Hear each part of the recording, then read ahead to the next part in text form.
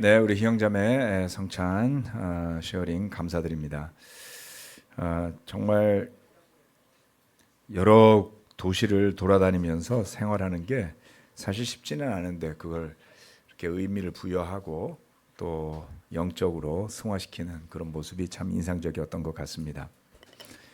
시댁에 대한 태도의 변화, 대단한 변화이죠. 네, 남자들은 좀 이해하기 어렵지만 그 시댁에 대한 스트레스 이런 것들은 뭐 거리감도 있을 거고 여러 가지 다이내믹 속에서 나오리라 생각합니다. 다음 세대에서는 좀 변화하게 되지 않을까요? 네, 그래서 며느리도 아마 그렇게 부담 안 느끼고 할 수 있으리라 생각합니다. MZ 세대들이잖아요.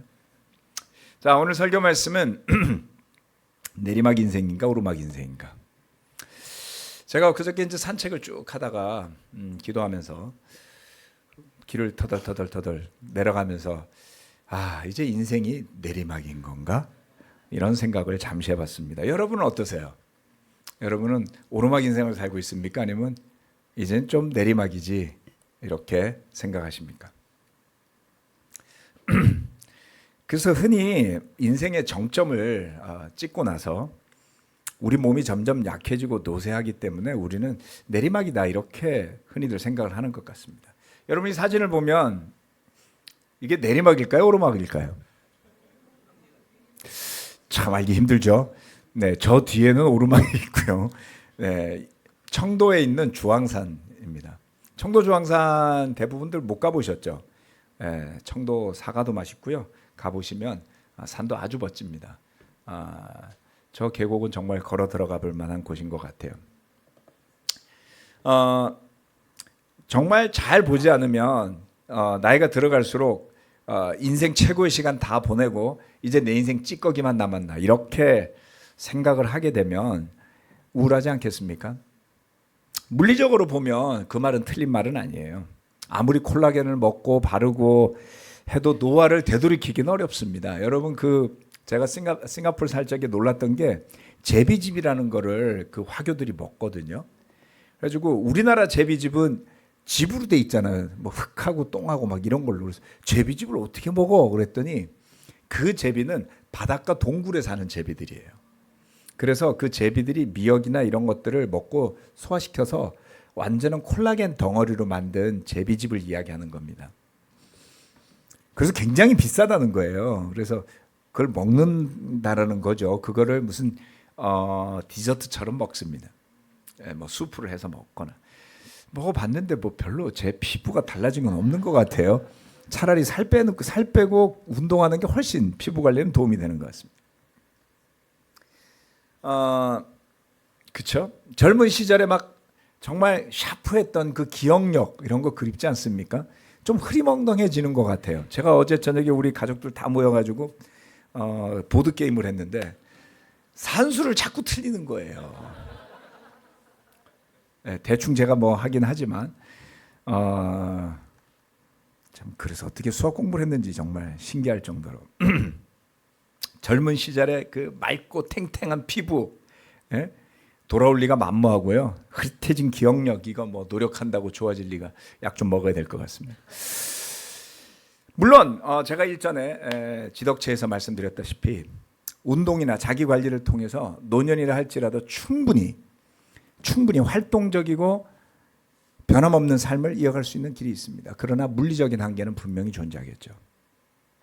놀랍게도 성경 말씀은 우리에게 내리막 인생이 아닌 오르막 인생을 명확하게 알려주고 있습니다. 고린도후서 5장 17절 말씀이죠. 누구든지 그리스도 안에 있으면 그는 새로운 피조물입니다. 옛 것은 지나갔습니다. 보십시오. 새 것이 되었습니다. 누구든지라고 그랬어요. 누구든지. 우리 중에 누구든지 나이가 몇 살이든지 남성이든지 여성이든지 흑인이든지 뭐 동양인이든지 뭐 백인이든지 누구든지 그리스도 안에 있으면 그는 새로운 존재로 태어난다라고 말하는 겁니다. 옛 것이 지나가고 새 것이 된다고 했습니다. 여러분 자기 혐오가 있으신 분들은 확실히 예수님 안에 살아야지 돼요.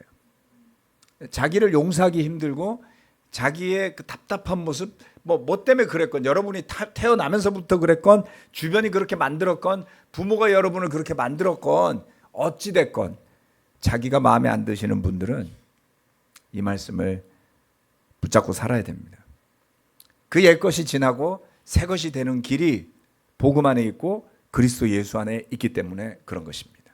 이것이 어떻게 가능했을까요? 이것이 어떻게 가능했을까요? 저는 두 가지로 오늘 말씀을 드리겠습니다. 첫 번째, 우리가 간직하는 보물 그리스도 예수 때문에 가능해진 겁니다. 마치 방사선처럼, 그렇죠? 여러분, 방사선은 다 뚫고 지나가잖아요, 그렇죠? 방사선을 안에 품으면 어떻게 되겠어요? 그 사람이 방사선을 뿜는단 말이에요. 그래서 방사선에 오염된 사람은 격리를 시킵니다. 위험하니까. 예수님이 그런 존재예요. 그 위험한 건 아니고 우리를 새로운 존재로 만들죠. 그리스도 예수를 간직하는 사람은 그 예수님 때문에 엄청난 능력을 뿜으며 살 수 있게 되는 겁니다.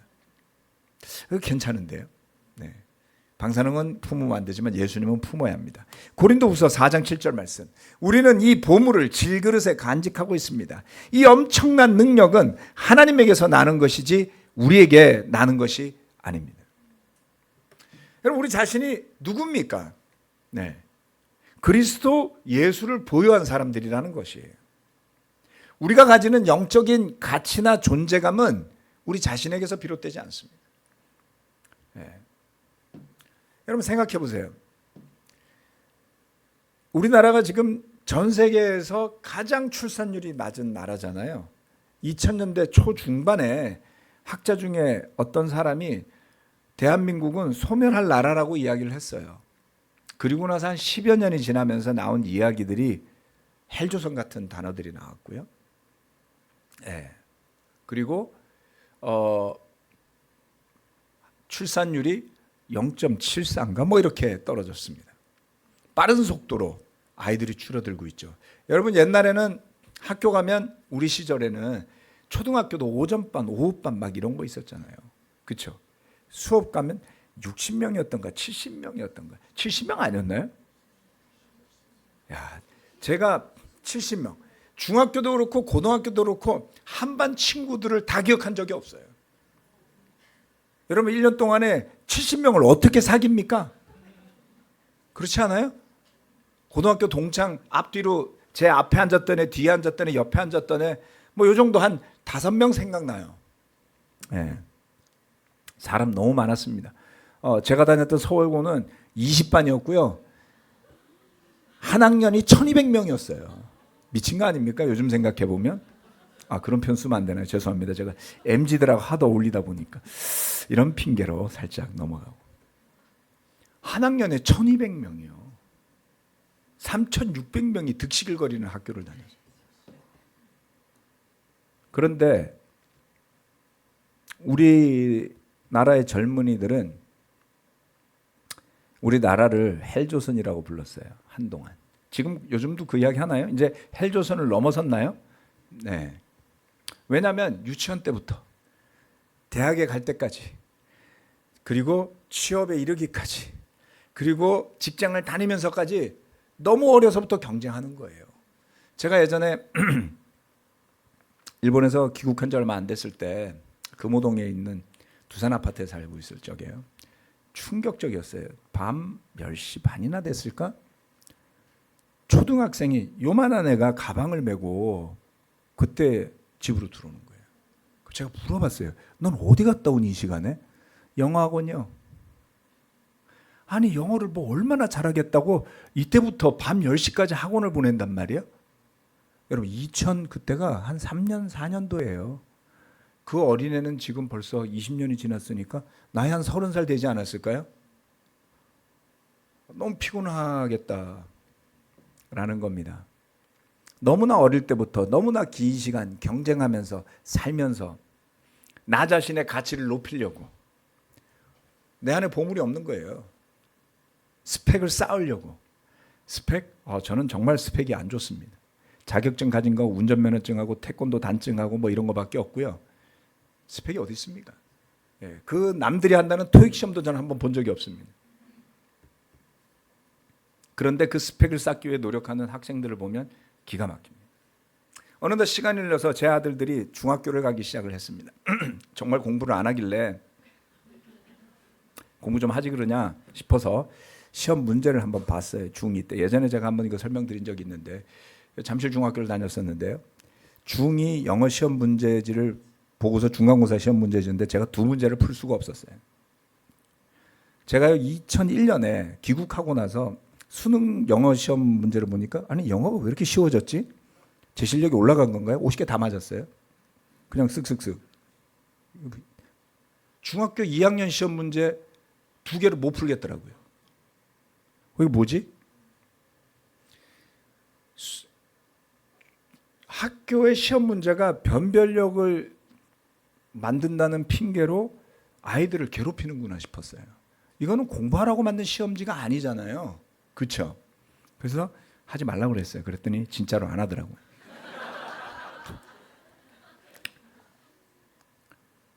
그래서 그냥 애들한테 너 공부 좀 해라 이런 말 하기 전에 여러분 아직도 아이들이 중학생, 고등학생 뭐 이러면 시험 문제를 한번 보세요. 제가 수학 시험 문제는 봤는데 영어는 읽을 수나 있지. 수학 시험 문제는 문제가 무슨 말인지 모르겠어요. 문제가 너무 어려워. 아니 덧셈, 뺄셈, 뭐 곱셈, 나눗셈, 방정식 뭐 이런 거 하면 되는 거 아니에요. 시험 문제가 너무 길어요. 그래서 그거를 용어를 모르겠는 거예요. 그게 벌써 옛날입니다. 지금 더 좋아졌을까요? 나빠졌을까요? 자, 그 경쟁의 도가니로 아이들을 몰아 넣을수록 그 아이들, 우리 자녀들의 자존감은 더 낮아지고 그 어린 시절에 마땅히 누려야 할 추억과 즐거움은 다 없어지는 거죠. 여러분 중학교, 고등학교 다닐 때 좋은 추억 한두 가지 없습니까? 네, 추석이면 뭐 콩알탄도 사고 뭐 딱총도 사고 중학교 때까지는 그러고 살았어요. 그때는 또 그 시절 기억나시나요? 표현은 그런데 지랄탄이라는 게 있었어요. 불 붙이면 빡 돌아가요. 그 용돈 받아가지고 우린 그러고 놀았잖아요. 그래서 추석 그러면 이렇게 비가 오고 이러진 않았고요. 좀 쌀쌀하고 그리고 문방구에 가서 그거 사서 중학교 때까지는 그러고 놀았던 거예요. 고등학교를 가니까 놀 틈은 없었습니다만은 그래도 나름의 추억이 좀 있어요. 요즘 아이들은 그런 추억이 있을까요? 제가 한 30몇 년 전에 제자가 되어서 거듭나지 않았다면 저의 삶 또한 그런 경쟁의 수레바퀴 속에서 지금까지 이어져 오지 않았을까요? 그 마인드가 변하지 않았을 거 아닙니까? 물론 우리 형제자매들 직장생활하고 뭐 목회생활 만만치 않습니다, 여러분. 네, 경쟁을 넘어서서 멘탈 유지가 좀 힘든 업종이잖아요. 익히 경험하셨다시피. 그런데 제자가 되면서 바뀐 게 있어요. 바뀐 게 있어요. 딱 하나의 차이만 생긴 거예요. 뭐가 달라졌습니까? 예수 그리스도 하나님의 아들이요 길이요 진리요 생명인 그분을 믿고 성령을 받고 살기 시작하면서 삶의 가치가 바뀐 겁니다. 여러분 잘 보시면 살면서 정말 비슷한 사람들끼리만 살아요. 제가 말씀드렸죠. 중학교 시절 어울려 다니던 베스트 프렌드 한 4-5명 그게 다였어요. 고등학교 친구들은 어땠습니까? 반에서 맨날 같이 앉아서 공부하고 대학교 어디 갈지 고민하고 그렇게 해서 그냥 내 앞뒤로 있는 4-5명. 제 기억은 그게 다예요. 네. 그리고 대학을 가면 더더군다나 비슷한 사람들 아닙니까? 성적별로 줄 세워서 왔으니까요. 그렇죠? 다 고만고만한 사람들. 그렇게만 사는 겁니다. 그 물을 잘 벗어나기 힘든 것이죠. 제가 동경에 가서 목회를 하면서 깨달았어요. 세상에 이렇게 다양한 사람들이 있구나. 저는 평생 보지 못했던 사람들이에요. 볼 수가 없죠. 그런데 그 많은 사람들이 복음만 해서 변화더라는 겁니다. 삶의 가치가 변하기 시작했어요. 아, 이게 맞는 줄 알았는데 이렇게 살아야 된다고 생각했는데 그렇게 살지 않아도 사는 수많은 외국인들도 봤고요. 수많은 사람들도 봤습니다. 그래서 저는 수많은 믿음의 형제 자매들을 선물로 받았어요. 그들과의 교제가 저의 가치관, 저의 생각을 바꾸어 놓았습니다. 종종 1년에 제가 말씀드리잖아요. 저희 동기생들 만납니다. 가끔 만나면 동질감도 느끼고 그 옛날의 추억도 있고, 네, 다들 사는 것도 다 고만고만하고 불편한 사람도 없고 뭐 갑질하는 사람도 없고 의수되는 사람도 아무도 없어요. 다 고만고만해요. 재미있어요. 예. 추억도 되새기고. 그러나 형제 자매들을 만나는 일은 그것과는 전혀 다른 즐거움과 추억이 있습니다. 세상을 보는 눈과 마음이 넓어지고요. 전혀 다른 세상을 보게 해주는 엄청난 힘이 있죠. 무엇보다 중요한 게 뭡니까? 우리가 복음 안에서 연결되잖아요. 직업은 중요하지 않아요. 여러분 바이블톡 직업 중심으로 모였나요? 네. 모르겠어요. 교회에 와서 제자로 산다고 하면서도 세상적인 가치 기준을 그대로 유지하고 있는 사람들도 분명히 있을 수 있습니다. 그러나 예수 그리스도라는 보물을 간직하고 있으면 능력을 잊게 된다라는 겁니다. 그래서 예전에는 상상도 할 수 없는 일도 하게 되고요. 예전에는 도저히 만날 거라고 생각하지 못했던 사람들도 만나게 되고요. 그러면서 삶에 대한 이해도가 완전히 달라지는 것이죠. 그래서 우리가 한 믿음 가운데 함께 복음을 위해서 일하면서 느끼는 기쁨은 비교할 수가 없는 겁니다, 여러분. 어디서 이런 친구를, 어디서 이런 형제를 얻을 수 있었을까요? 너무나 감사한 일입니다. 지금의 우리 됨은 예수 그리스도 때문에 가능한 겁니다. 더 나아가서 우리에게 남은 여생이 있는데 그 길은 무엇을 향한 길이 되어야 되겠습니까? 최근에 우리 지난 여름 수련회 때 오대산 등산하러 갔던 형제 자매들이에요. 오른쪽에 보시면, 그렇죠? 막 그때 막 쓰레빠 신고 오신 분도 있고요. 오대산을 아니 무슨 생각으로 쓰레빠를? 네, 가끔 북한산에 가면요 할아버지가 쓰레빠 신고 막 올라오신 분이 계세요. 막 감탄스러워요. 와, 이분은 도사구나. 근데 자매가 쓰레빠를 신고 오대산을 오르셨어요. 걱정됐습니다만은 다 내려오셨더라고요. 오르는 길이죠. 너무나 감사하지 않습니까? 또 개천절에 우리 몇몇 형제들이 춘천 왕복 라이딩을 갔다 오자. 춘천 왕복하면 200km인데요.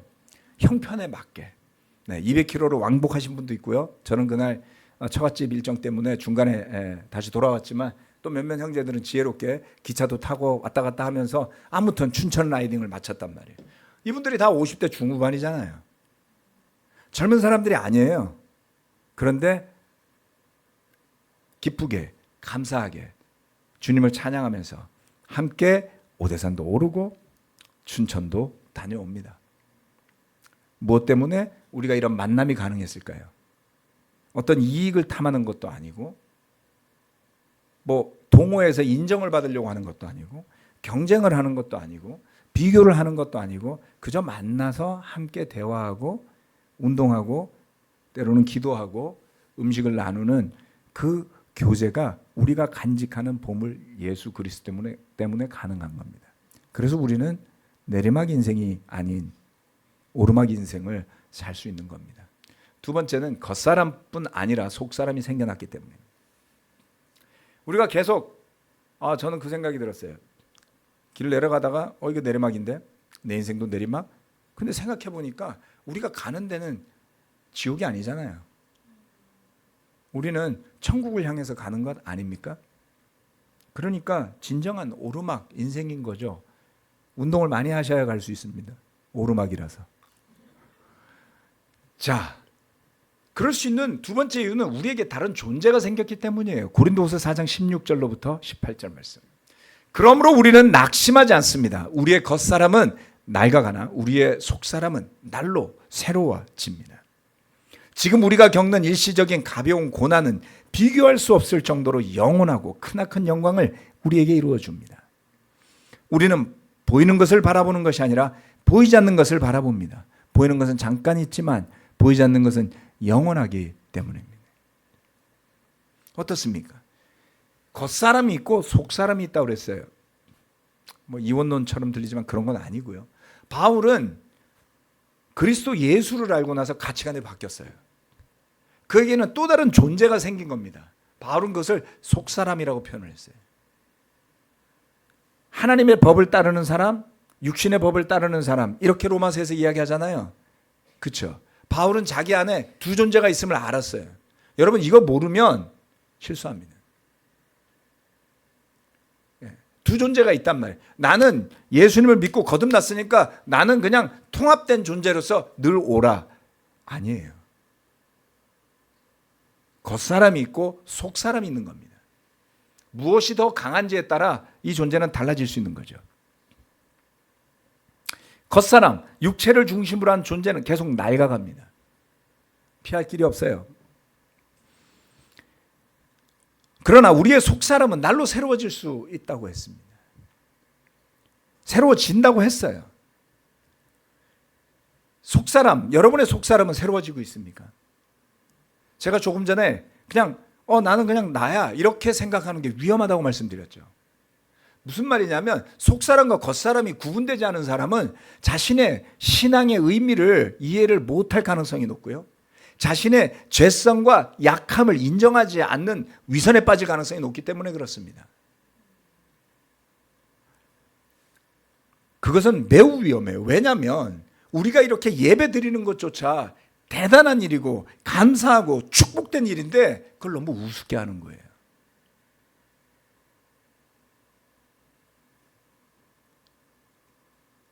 그러면 어떻게 될까요? 겉사람, 속사람이 짬뽕이 돼가지고 그렇게 되면 속사람이 이기는 겁니까? 겉사람이 이기는 겁니까? 영적인 존재와 육적인 존재가 구분될 수 있는 영적 자각과 인식이 없는 사람은 반드시 위선에 빠지고 자기 기만에 빠지게 되는 것입니다. 속사람이 새로워지는 게 그냥 되지 않습니다. 제가 지난 30여 년을 제자로 살면서 깨닫게 됐어요. 왜냐하면 우리 마음이라는 것은 성경 말씀을 통해서 보면 그렇게 단단하지도 않고 꾸준하지도 않아요. 예레미야 17장 9절 10절 말씀입니다. 만물보다 거짓되고 더 거짓되고 더가 붙었어요. 아주 썩은 것은 사람의 마음이니 누가 그 속을 알 수 있습니까? 각 사람의 마음을 살피고 심장을 감찰하며 각 사람의 행실과 행동에 따라 보상하는 이는 바로 나 주다. 여러분 마음은 어떻습니까? 꾸준합니까? 정말 변하지 않나요? 제가 얼마 전에 포카리 스웨트를 집에서 가루로 만들어 갖고 마시는데요. 운동하면서. 날도 선을 해주고 그래서 굳이 냉장고에 넣을 필요 있겠어? 밖에 놔뒀어요. 근데 요즘 비가 많이 오잖아요. 그래서 한 1리터를 만들어 놓고 요만큼 마셨나? 3분의 1도 안 마셨어요. 운동하고 와서 마시려고 보니까 곰팡이가 들었어요. 너무 아깝잖아요. 1리터짜리인데. 이 포카리 스웨트 냉장고에 넣어 놓을 걸. 와이프가 소독도 안 해놓고 그러면 당연히 곰팡이가 쓸지. 부엌 살림의 노하우가 많으니까요. 어떻습니까? 내 마음은 괜찮아. 냉장고에 넣어 놓으셨어요? 아니면 냉동실에 넣어 놓으셨습니까? 아니면 비 오는 날 바깥에 꺼내놓고 온갖 유혹과 타락할 수 있는 것들에 노출된 상태로 있으면서도 괜찮을 거라고 생각하시나요? 넉넉히 제가 그냥 그거 안 보고 마셨으면 곰팡이 다 먹었을 거 아니에요. 우리 마음이 이렇다는 겁니다. 시간이 지날수록 더욱 아름다워지고 덕이 되는 성령의 열매를 맺는 사람이 있는가 하면 시간이 지날수록 부패하고 눈살을 찌푸리게 하는 말과 행동을 일삼는 사람도 생겨납니다. 여러분, 이게 그렇습니다. 내 자신의 마음을 내가 판단할 수 없죠. 그렇지 않나요? 나의 모습은 늘 주변의 사람들 속에서 드러나는 겁니다. 인간을 사회적 동물이라고 하는데 사람 혼자 살 수 없대요. 혼자 있으면 자기의 위치를 알 수가 없고 자기가 어떤 사람인지도 알 수도 없고 다른 사람과 함께 있어야만 자기를 알 수 있는 게 사람이라는 거예요. 그런데 함께 살아가는 중에서 자기 혼자 사는 것처럼 생각하는, 자기 생각에만 빠져 사는 그런 사람들이 생겨나더라. 그건 무슨 이야기일까요? 속 사람한테 관심이 없는 겁니다. 영적인 존재에 관심이 없고 자신의 속 사람이 어떻게 살고 있는지 날마다 새로워진다 그랬는데 전혀 새로워지지 않아. 그렇게 가서는 안 되는 겁니다. 우리 마음을 우리가 판단할 수 없다. 각 사람의 마음을 살피고 심장을 관찰하며 행실과 행동을 따라 보상하는 이가 바로 하나님이십니다. 그래서 우리는 하나님이 하시는 일 앞에 경외심을 가지고 내 자신의 감정과 생각을 살펴볼 수 있어야 합니다. 주님의 평화가 내 마음을 다스리는지 아니면 내 감정이 나를 다스리는지, 주변 사람의 시선이 나를 다스리는지. 네. 주변을 의식하지 말라는 뜻이 아닙니다. 주변을 잘 배려하면 어떻습니까? 네, 성숙하고 사랑이 있고 겸손하고 덕이 되는 사람이 될 수 있고요. 주변을 지나치게 의식하면 자존감이 낮고 주눅들기 쉽고 그런 사람이 될 수도 있겠죠. 주변을 잘 배려하는 것과 지나치게 의식하는 것은 비슷한 것 같지만 궁극적으로 큰 차이가 있습니다. 그래서 배려하는 마음은 사랑과 믿음의 태도이기 때문에 이웃의 덕을 세우지만 주변을 의식하는 것은 온갖 부작용을 낳습니다. 여러분의 속사람은 어떻게 하고 있습니까? 결국 결정적인 것은 우리의 진정한 영적인 태도와 믿음의 문제라는 것입니다. 자, 그래서 겉사람, 속사람은 새로워진다 그랬잖아요. 그렇죠? 고린도후서 4장 16절 어디 있지? 잠깐만요. 여기 아까 봤던 그 말씀. 우리는 보이는 것을 바라보는 것이 아니라 보이지 않는 것을 바라본다 그랬어요. 보이지 않는 하나님의 나라를 향해 가는 거잖아요. 그 영원함을 향해 가는 거잖아요.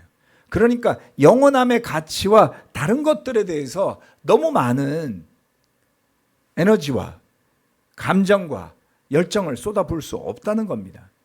오르막 인생을 살기 위해 노력해야 된다는 것이죠. 이 말씀이 우리에게 가르쳐주는 몇 가지 포인트가 있는데요.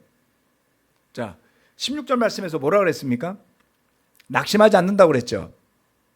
그 이야기는 세상에 낙심할 일이 많다는 뜻입니다. 그리고 우리가 겪는 일시적인 가벼운 고난이라고 표현했는데요. 일시적으로 겪을 고난도 있다는 것입니다. 놀라운 말씀이에요. 여러분이 어떤 고난을 겪든 그것은 그냥 일시적이라는 뜻이죠. 그럴 때마다 일희일비하면서 살면 믿음의 삶이 되기 어렵습니다. 먼 길을 향해서 가고 있기 때문이죠. 머나먼 저곳을 향해서 올라가고 있는 삶인지 그것을 보지 못하기 때문에 그냥 내려가고 있는 삶인지 영적으로 완전히 달라질 수 있는 겁니다. 그래서 저 멀리 있는 비교할 수 없는 영원하고 그렇죠? 보이지 않는 영원한 하나님의 영광을 바라보면서 사는 삶이 우리 제자의 삶이 아니겠습니까? 오르막 인생 될 수 있습니다. 제가 지금 여기 보여드린 도표는 설악 그란폰도라는 자전거 대회 단면을 그린 건데요. 이게 뭐 한 200km 정도 된대요. 140km, 200km인데 이거는 200km짜리인가 208km라고 나와 있죠. 208km인데요. 자전거를 타고 가는데 총 오르는 고도가 3,800m랍니다. 200km. 여러분 생각하기 힘든데 네, 도전할 수 있습니다. 우리 몇몇 형제들은 아마 도전할 수 있을 거라고 저는 생각해요. 아멘. 올라갑시다. 자, 그런데 고도가 3,800m예요. 여러분 등산한 산 중에 제일 높은 산 몇 m였어요? 4,000. 그래도 우리 박희진 형제 4,200m까지 가봤어요. 네, 맞아요. 거기까지 가느라고 죽을 고생했죠. 대한민국에서 제일 높은 산이라고 해요. 1,800m 정도밖에 안 됩니다. 2,000m짜리 산이 없잖아요. 근데 산을 하루에 몇 개로 오르는 거예요. 그래서 3,800까지 갈 수 있죠. 자, 이건 굉장히 먼 길이잖아요. 그렇죠? 그런데 먼 길을 갈 때 정말 중요한 게 있습니다. 여러분, 이 먼 길을 여기서 출발했어요. 여러분 마음이 어떨까요? 갈 길이 너무 멀잖아요. 그렇죠? 200km를 가야 되잖아요. 3,800m를 올라가야 되잖아요. 그 처음에 딱 여기 올라갈 때 힘들지 않겠어요? 그런데 아무리 힘들어도 힘들 수가 없어요, 여러분. 이 정도 되면. 왜냐하면 아직 봉우리가 몇 개 남았다고요? 하나, 둘, 셋, 넷. 와, 이것도 있어요. 어때요? 마음가짐이 달라지는 겁니다. 페이스 조절도 하게 됩니다.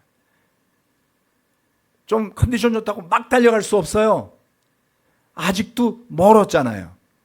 물론 이거는 그냥 아무나 할 수는 없어요. 여러분 안 하실 거잖아요. 그렇죠? 그냥 갈 수는 없는 겁니다. 여기에 가는 사람들은 준비하고 가시는 거예요. 무슨 이야기입니까? 우리 인생이 이것보다 쉬울까요? 힘들까요? 우리 남은 인생이 이것보다 쉬울까요? 어려울까요? 쉽기를 바라시겠죠.